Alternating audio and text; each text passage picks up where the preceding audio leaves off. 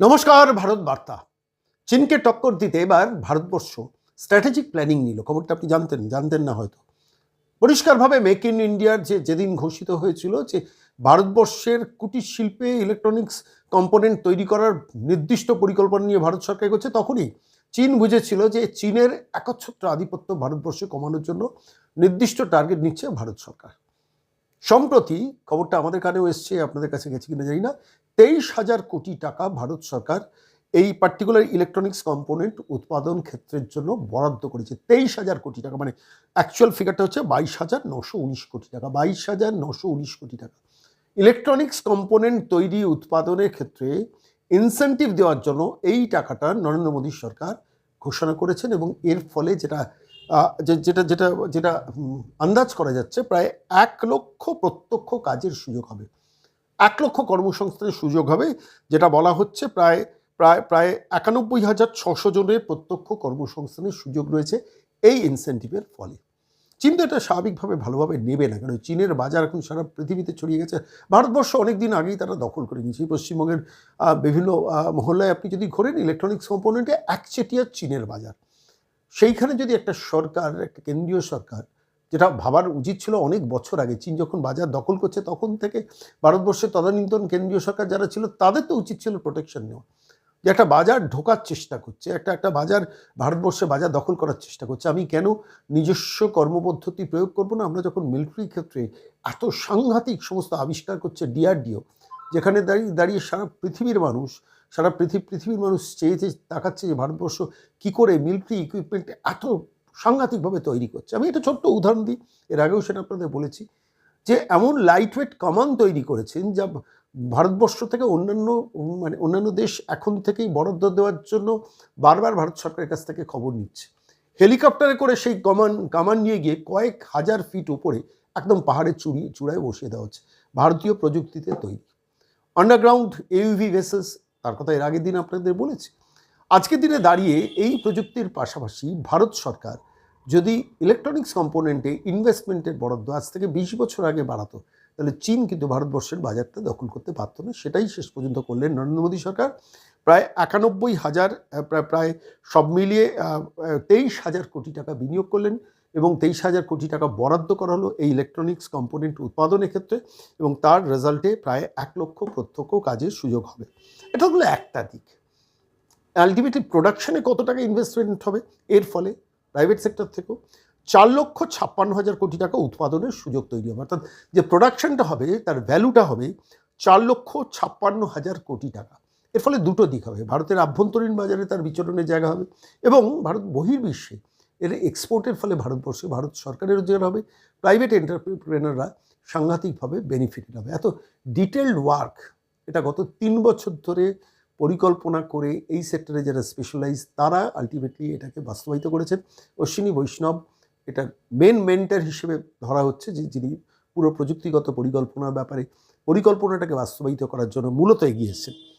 এক তো গেল 4,56,000 কোটি টাকা উৎপাদনের সুযোগ, বিনিয়োগ হবে প্রায়, এর ফলে ইনভেস্টমেন্ট হবে, এটাও আর মারাত্মক, 59,350 কোটি টাকা। দেখুন ফিগারগুলো না ওই 1 লক্ষ, 2 লক্ষ, 5 লক্ষ হিসেবে না, একদম স্পেসিফিক দিচ্ছি। আমি খেয়াল করে দেখছিলাম, যেখানে বরাদ্দ করা হয়েছে 22,919 কোটি টাকা, 23,000 না 22,919 কোটি টাকা।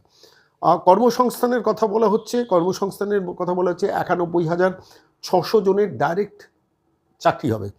3 হচ্ছে 4,56,000 কোটি টাকার উৎপাদনের সুযোগ তৈরি হবে। কত ডিটেলিং ওয়ার্কস হয়েছে একটু ভালো করে ভেবে দেখুন। বিনিয়োগ হবে প্রায় 59,385 কোটি টাকা। এর ফলে এই সেগমেন্টে ইনভেস্টমেন্ট হবে 59,350 কোটি টাকা। ইলেকট্রনিক্স কম্পোনেন্ট ম্যানুফ্যাকচারিং স্কিম অনুমোদিত হওয়ার ফলে কোন কোন সেগমেন্ট বেনিফিটেড হবে আসুন সেই জায়গাটাকে একটু উল্লেখ করি।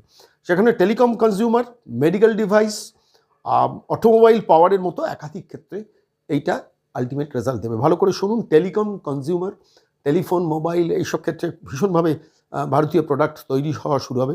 মেডিকেল ডিভাইস, চিকিৎসা সংক্রান্ত যেসব ইকুইপমেন্ট তৈরি হয় সেটা বিদেশ থেকে ইম্পোর্টেড না করে ভারতবর্ষে তৈরি হবে।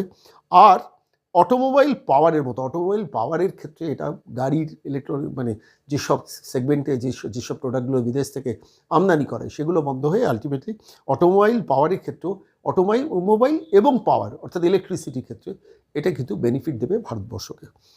একটা খুব ইন্টারেস্টিং তথ্য এই প্রসঙ্গে আমার দিতে ইচ্ছে করছে, যে এটা নিয়ে আমরা তথাকথিত সেভাবে মাথা ঘামাই না, অথচ এর ফলে অনেকটা অনেক অনেক অনেক বাণিজ্য প্রসারিত হয়, অনেক কর্মসংস্থান হয়, বহু ছেলেমেয়ের চাকরি হয়, তারা নিজেরা এন্টারপ্রেনার হতে পারে, এবং এই প্রোডাকশনে ইনসেন্টিভটা আসার ফলে রিসার্চ উইং সাংঘাতিকভাবে এদের সাপোর্ট দিতে পারে। দেখুন, ভারতবর্ষের রিসার্চ উইং নাসাতে গিয়ে সাহায্য করে, মানে ভারতবর্ষের ইঞ্জিনিয়াররা, এক্সপার্টরা, সায়েন্টিস্টরা, তারা তো নাসার বৈজ্ঞানিক হিসেবে বহু ভারতীয় কাজ করে। সারা পৃথিবীকে যে ভারতবর্ষ সাহায্য করছে, সহযোগিতা করছে, সেই ভারতবর্ষ কেন নিজেকে সাহায্য করবে না? এই প্রশ্নটা তো বহু কালের প্রশ্ন, কিন্তু ভারতের যারা সরকার চালিয়েছেন বছরের পর বছর সেটাকে ইগনোর করেছেন। তার ফল কী হয়েছে? আমি একটা স্ট্যাটিস্টিক্স দিই। নরেন্দ্র মোদী আসার আগে 2014-15 সালে এই ইলেকট্রনিক্স পণ্যের দেশীয় উৎপাদনের টোটাল অ্যামাউন্ট ছিল 2 লক্ষ কোটি টাকার আশেপাশে।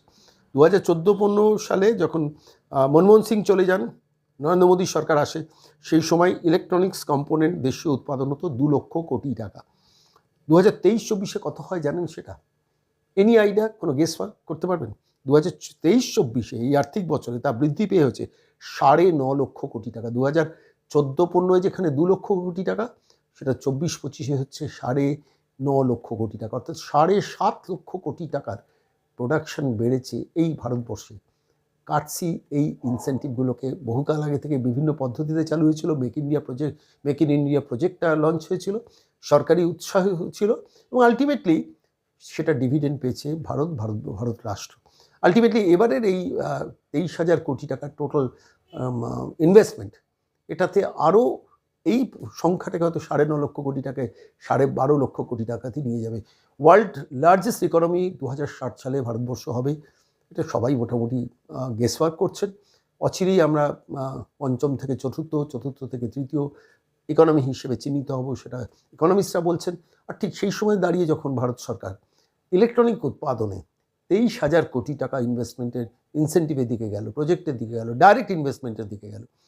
ধরুন আমি একটা ছোট্ট উদাহরণ দিই, চিপ তৈরি হয়, সেমিকন্ডাক্টর চিপ তৈরি কারখানার ক্ষেত্রে ভারতের দেশীয় মানে ভারতবর্ষের মধ্যে যারা আভ্যন্তরীণ বিনিয়োগকারী আছেন, বড় ব্যবসাদার আছেন, টাটার মতো গ্রুপ আছেন, তারা পরপর 3টে ইন্ডাস্ট্রি খুলে ফেলেন, একটা অসমে, 2টো গুজরাটে। এর বেনিফিট তো ভারতবর্ষে পাবে। মার্কিন যুক্তরাষ্ট্রের সংস্থা এসে সেমিকন্ডাক্টর চিপে টাটার সঙ্গে কোলাবোরেশনে যাচ্ছে, কিসের জন্য? এতদিন টাটা যেত বিদেশে, এখন তারা আসছেন টাটার সঙ্গে হাত মিলিয়ে প্রোডাকশন তৈরি করতে। বলে অচিরেই তার রেজাল্ট হয়তো ভারতবর্ষ পাবে। এগুলো নিয়ে চর্চা হয় না, এগুলো নিয়ে আলোচনা হয় না, এগুলো নিয়ে কোনো টিভির টক শো হয় না, কিন্তু এটাই বাস্তবতা যে ভারতবর্ষ এগিয়ে যাওয়ার ক্ষেত্রে এসবগুলো কিন্তু রিমার্কেবল অ্যাচিভমেন্ট। এবং credit goes to Narendra Modi, credit goes to অবশ্যই অশ্বিনী বৈষ্ণব, যিনি পর্দার আড়ালে থেকে সমস্ত এই পরিকল্পনাগুলোকে একে একে বাস্তবায়িত করছেন।